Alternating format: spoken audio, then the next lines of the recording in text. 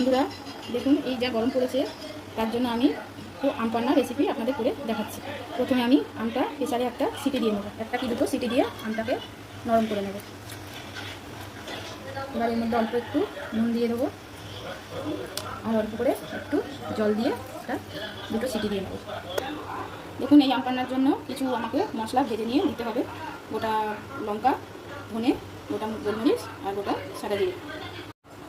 দেখুন বন্ধুরা, আমি আমটা প্রেসারে সিটি দিয়ে নিয়েছি, দুটো সিটিতে আমার হয়নি, 4টে সিটি দিয়ে হয়েছে। এবারে আমি এটা একটু ঠান্ডা করে নিয়ে মশলাগুলো এতে মিশিয়ে নেব। দেখুন বন্ধুরা, আমি আমটাকে ভালো করে ছেঁকে নিয়েছি।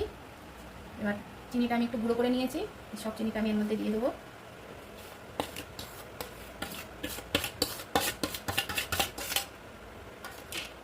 এবার যে ভাজা মশলাটা করে নিয়েছি সেটা দিয়ে দেবো।